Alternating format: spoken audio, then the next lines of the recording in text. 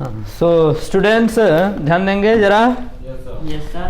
हिंदी जरा एक बार पढ़ के बताइए क्या लिखे हुए हैं। हिंदी क्या लिखी हुई है? मैंने अपने कपड़े धुलवाए।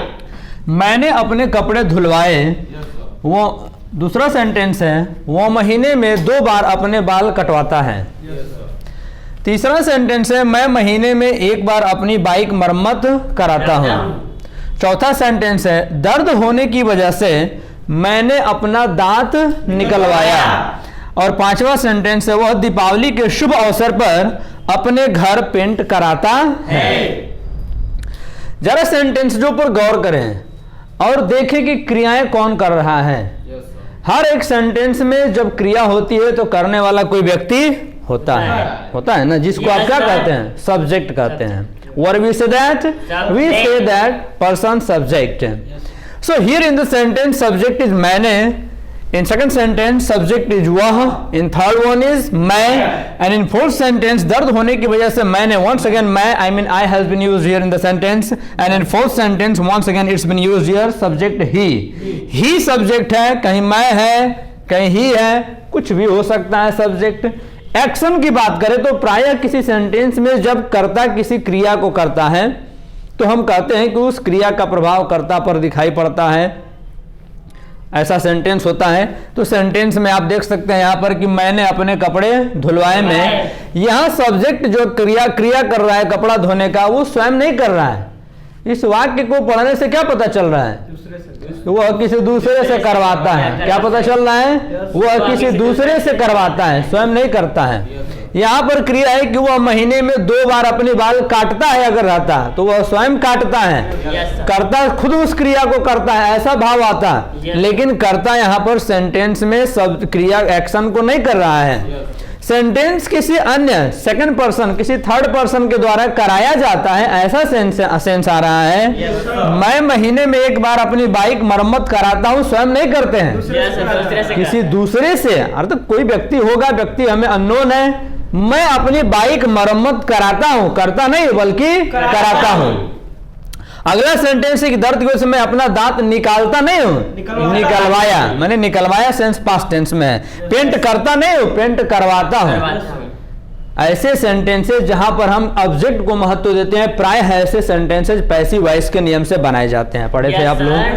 But here in the sentence we are not going to follow the rules of passive voice sentences. We will focus over with another use that will complete the sense of these sentences, which are the word we are going to focus over. ध्यान देंगे, मैंने अपने कपड़े धुलवाए। ऐसे हिंदी के sentences जहां पर किसी नो एक्शन को करवाने की बात हो, बार बार किसकी बात हो रही है? कराने की, नो एक्शन की। यहां पर जरा बताइए, बाल कटवाना है ना? कटवाता है, पूरा कटवाता है। अब बताइए यहाँ पर क्या कटवाने की बात हो रही है? बाल, मैंने हेयर की बात हो रही है। यहाँ पर क्या कटवाने की बात हो रही है? मरम्मत हो रही है, बाइक को मरम्मत कराने की बात हो रही है। यहाँ पर क्या निकलवाने की बात हो रही है?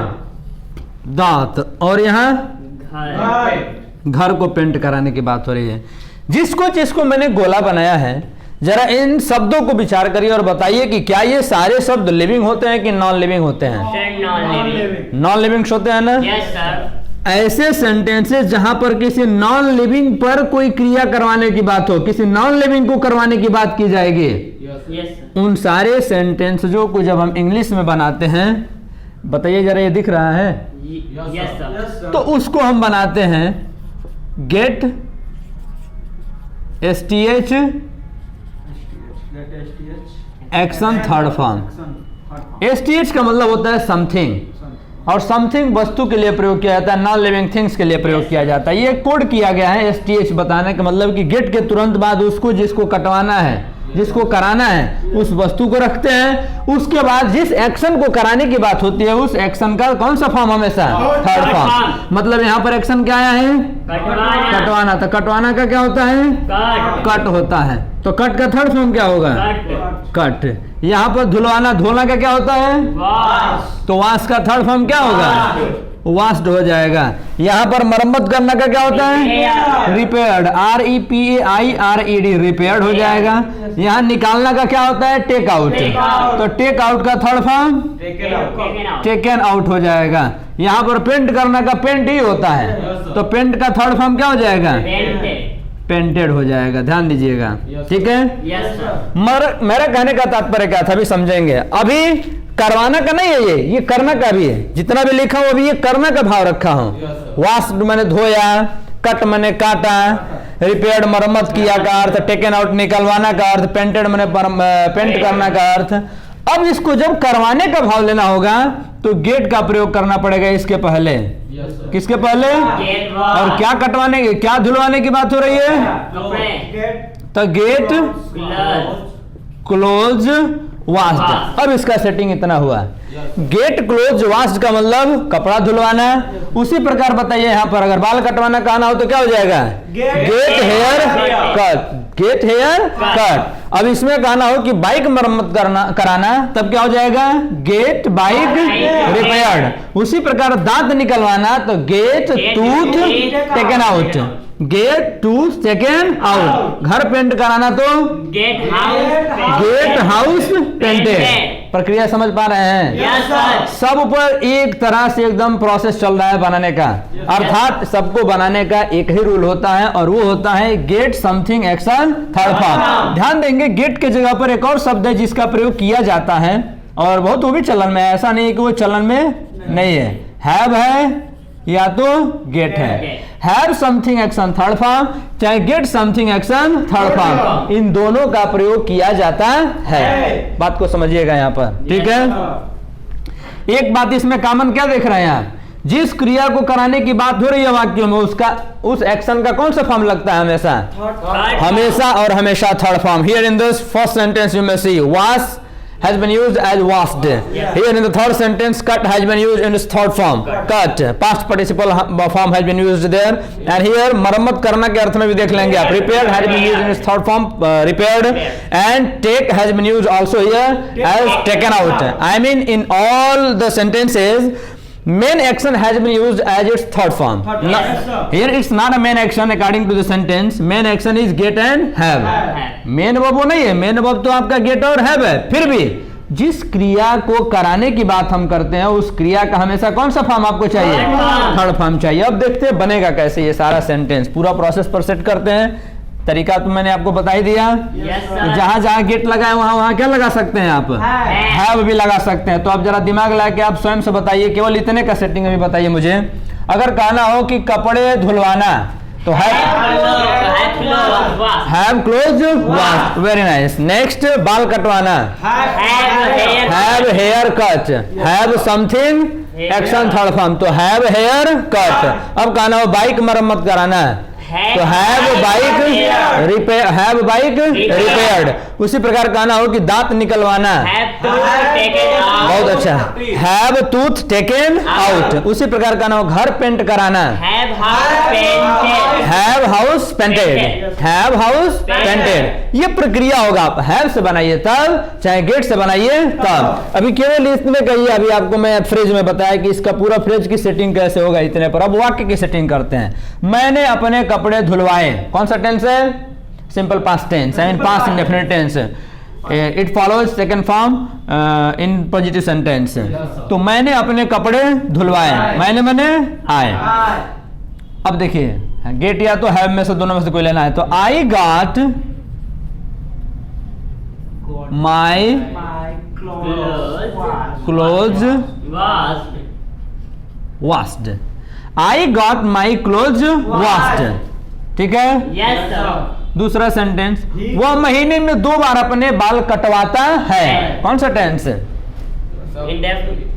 Simple present tense. Present infinite tense, it's positive sentence of simple present tense. So simple present tense follows according to subject, first form or first form plus SRES form. Yes. So here in the sentence subject is singular.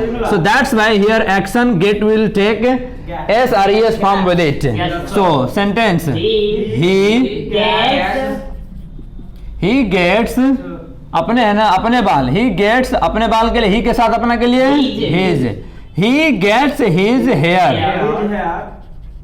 Cut cut महीने में 2 बार, तो twice मैंने होता है 2 बार, twice मैंने 2 बार ही gets his hair cut twice a month.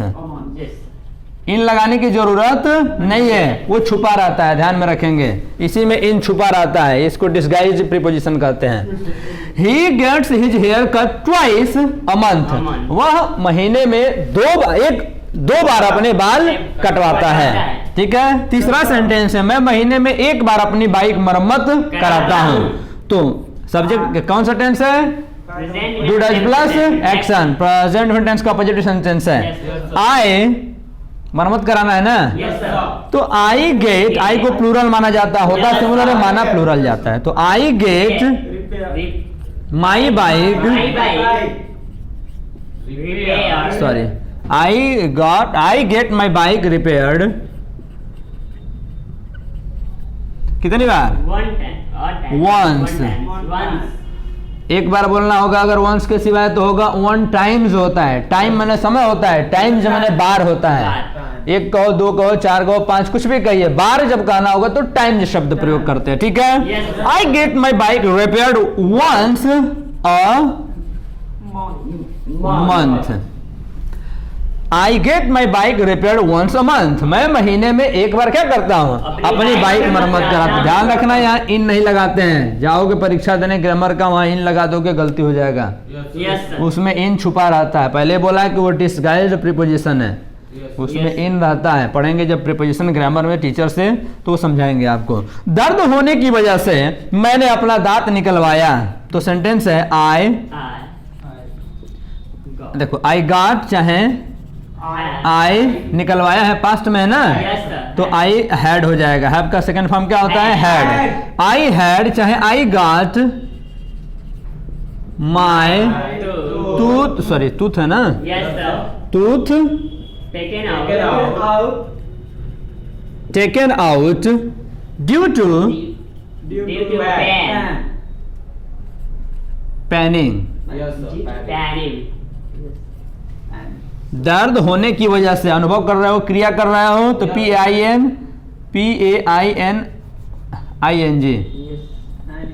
Due to paining. I got my tooth taken out due to paining, चाहे I had my tooth taken out due to paining. Sentence अगला, वह दीपावली के शुभ अवसर पर अपने घर पेंट कराता है। डू डज प्लस एक्शन के नियम पर है। ही गेट्स चाहे ही हैज, दोनों हो सकता है। He gets his house painted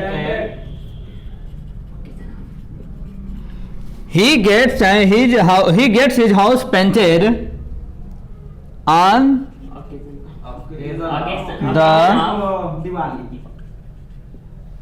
वो CASSION होता है ना, हाँ ध्यान देंगे।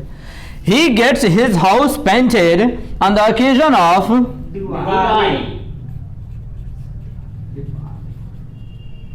दीपावली। समझ रहे हैं? तो इस तरह से इन सेंटेंसों को बनाते हैं, इस तरह से इन सारे सेंटेंसों को क्या किया जाए। सो अभी ये जितना आपने रूल देखा, ये get something action third form, चाहे have something action third form के रूल पर था। इसको कॉजिटिव वर्ब भी कहा जाता है। इंग्लिश ग्रामर जब पढ़ेंगे आप, तो पढ़ाने वाले टीचर आपको कॉजिटिव वर्ब कह के भी एड्रेस करेंगे। ठीक है। Yes sir. अब इसी कॉजिटिव वर्ब का एक और भाग होता है जिसमें हम वस्तु की बात नहीं करते हैं, हम बात करते हैं किसी व्यक्ति को कुछ कराना। जैसे समझना का होता है अंडरस्टैंड, और कभी कभी आपको ऐसा कहना पड़ता है कि मैंने उसको समझाया। मैंने किसी क्रिया का ठीक उसका विपरीतार्थक सेंस देके, समझना और समझाना दोनों अलग अलग सेंस हो जाते हैं। तो जब करता समझाता है, अगर समझता है अपने ऊपर, उसके ऊपर प्रभाव पड़ता है तो वो समझ रहा है, समझाता है तो किसी दूसरे के ऊपर वो सेंस लेके जाना चाहता है। तो ऐसे ही कभी कभी हम हंसते हैं, कोई भी हंसता है तो हम कह देते हैं कि वो हंसता है, लेकिन कभी कभी सेंस ऐसे आते हैं कि वो हंसाता है। वह हंसाता है। तो हंसना, समझाना, किसी को रुलाना, क्या ये वस्तु पर लागू होता है? ये किसी व्यक्ति पर लागू किया जाता है। तो अगर किसी व्यक्ति से कुछ कराना या किसी व्यक्ति पर उस क्रिया का ठीक विपरीतार्थक शब्द देके, या विपरीतार्थक नहीं कह सकते हैं, उसको कैसे पॉजिटिव में बदला जाता है, इसे कैसे बनाते हैं, हम उस पर अब चर्चा करेंगे। ठीक है, तो कुछ सेंटेंसेज है, ध्यान दीजिए। अब जरा इन हिंदी के सेंटेंसों को ध्यान देंगे और विचार करिए। मैं उसे रोज समझाता हूं। मैं उसे रोज समझाता हूं। किसे समझाता हूं? उसे। यहां पर यह समझाना, एक्शन समझाना का प्रभाव किस पर पड़ रहा है? ऑब्जेक्ट पर। ऑब्जेक्ट पर पड़ रहा है, इसको ऑब्जेक्ट कहते हैं। ठीक है। रंजना पिंकी को रुलाती है। विप मने होता है रोना। अगर केवल ये हटा दूं तो रंजना रोती है, तो रोने का प्रभाव रंजना पर ही पड़ेगा। लेकिन जब क्रिया का प्रभाव किसी लिविंग ऑब्जेक्ट पर पड़ना दिखाया जाता है, ये सारे लिविंग ऑब्जेक्ट है। इसके पहले वाले वाक्य में क्या थे? Non living object. अब नॉन लिविंग ऑब्जेक्ट पर किसी क्रिया का प्रभाव अगर दिखाया जाता है, तो ऐसे कॉजेटिव वर्ब को बनाने के लिए हम गेट की और हैव की सहायता न लेके हम उसे बनाते हैं। ये दिख रहा है इतना दूर? हम उसको बनाते हैं मेक एसबी एक्शन। केवल ध्यान दीजिएगा, एक्शन का फर्स्ट फॉर्म, जो भी एक्शन इसमें आया होगा उस एक्शन का फर्स्ट फॉर्म। लेकिन उसको कर्ता पर, ऑब्जेक्ट पर दर्शाने के लिए, उसका प्रभाव ऑब्जेक्ट पर बताने के लिए हमको किसकी सहायता लेनी पड़ेगी? मेक की सहायता लेनी पड़ेगी। बात समझ रहे हैं? मतलब समझाना यहाँ पर, मान लीजिए कहना हो कि रमेश को समझाना, तो क्या बोलेंगे यहाँ पर? Make Ramesh understand. Make Ramesh understand. Rekha को समझाना, मेक रेखा अंडरस्टैंड। लड़कों को समझाना, make boys understand. Make boys understand. मुझे समझाना, मेक मी अंडरस्टैंड। बात समझ रहे हैं? तो सेंटेंस है कि मैं उसे रोज समझाता हूं। तो आई मेक हिम अंडरस्टैंड। आई मेक हिम अंडरस्टैंड। तो सेंटेंस यहां हो जाएगा आपका कि आई मेक हिम अंडरस्टैंड, मैं उसे समझाता हूं। रोज आएगा क्या? I make him understand daily, चाहे एवरी डे। समझ रहे बात को? I make him understand. Ranjana Pinky को रुलाती है, तो रंजना पिंकी को रुलाती है, किसको रुलाने की बात हो रही है? ऑब्जेक्ट को। तो अर्थात हो जाएगा sentence Ranjana makes Pinky weep. Weep होगा यहाँ पर, ध्यान देंगे। यहाँ पर फर्स्ट फॉर्म लगता है, थर्ड फॉर्म नहीं लगता है। Ranjana makes Pinky weep. रंजना पिंकी को वीप बना देती है, मैंने आंसू रुला देती है, मैंने आंसू बना देती है। मैंने क्या सेंस आ रहा है घुमा फिरा के? रुलाना।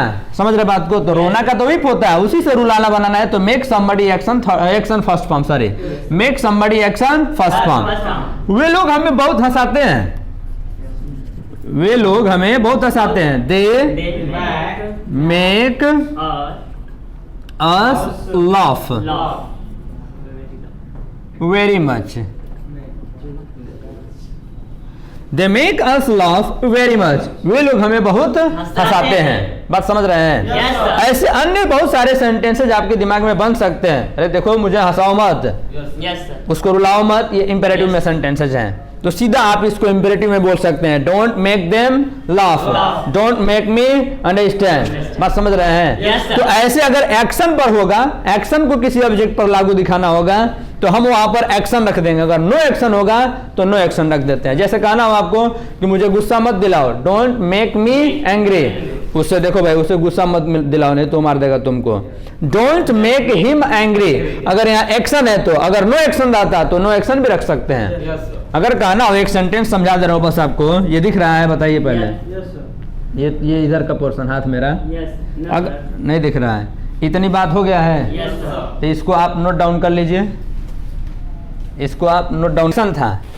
ये क्या थे? यहाँ पर एक्शन की बात थी कि किसी एक्शन को किसी ऑब्जेक्ट पर कराना की बात हो रही थी। अगर सब्जेक्ट खुद करता तो सीधा उस क्रिया को बोल सकता था कि मैं रोता हूं। अगर कर्ता पर ही वो क्रिया अगर पड़ती है तो कहता व्यक्ति कि मैं रोता हूं, मैं आपकी बात को समझता हूं, मैं हंसता हूं।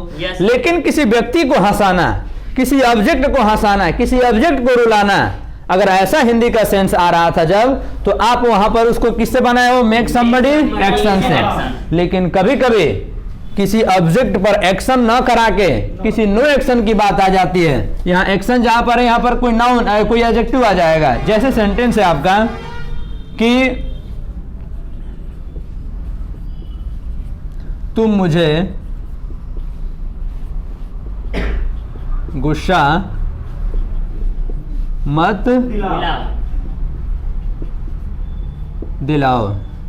एक ये हिंदी है, ये तुम आपका नॉमिनेटिव एड्रेस है, वो सेंटेंस अपने आप में इंपेरेटिव में, वहाँ पर तुम लिखने की कोई आवश्यकता नहीं है। Yes, sir. फिर भी व्यक्ति क्या कर रहा है, उस व्यक्ति को जिससे बात कर रहा है उस व्यक्ति को एड्रेस कर रहा है, और जिस व्यक्ति से बात कर रहे हैं उसके नाम को पकड़ के एड्रेस भी किया जाता है, तो एड्रेस किया गया शब्द वो नॉमिनेटिव ऑफ एड्रेस के रूप में प्रयोग किया जाता है, जिसको नॉमिनेटिव केस कहा जाता है। तुम मुझे गुस्सा मत दिलाओ। अब यहाँ पर आपको तुम लिखने की जरूरत नहीं, अगर लिख देंगे तो आप लिख के ऐसे इसको कॉमा लगा के बाहर कर देंगे। अब आगे सेंटेंस है कि गुस्सा मत दिलाओ, तो आज गुस्सा मत दिलाओ के लिए डोंट मेक मी एंग्री। बात समझ रहे हैं यहाँ पर, डोंट मेक मी एंग्री। देखो यहाँ पर अभी एक्शन की बात हो रही थी, पीछे हमने पढ़ा, यस सर, पीछे जितना पढ़े उसमें यहाँ पर एक्शन आ रहा था, अब क्या आ रहा है उसी ऑब्जेक्ट के बगल में नो एक्शन, नो एक्शन आ रहा है, डोंट मेक मी एंग्री, मुझे गुस्सा मत दिलाओ। तो अगर ऐसे हिंदी के सेंटेंसेस बने कि आप जब सेंटेंस प्रयोग करें तो मेक वाले से पॉजिटिव वर्ब के रूप में, तो यहाँ मेक समबडी के बाद एक्शन ना आके अगर नो एक्शन आना चालू कर दे तो आप वहां पर क्या करेंगे, वैसे नो एक्शनों को आप लिख सकते हैं। बात समझ रहे हैं? जैसे अभी यहाँ पर गुस्सा दिलाना का सेंस है तो मेक मी एंग्री एक ये फ्रेज में है, तो आप इसको ऐसे ही किसी और पर अगर सेटिंग आपका हो तो आप उस ऑब्जेक्ट को जो का तो जैसे लिखा है वैसे ही लिख सकते हैं। ठीक है, थैंक यू, दैट्स इट।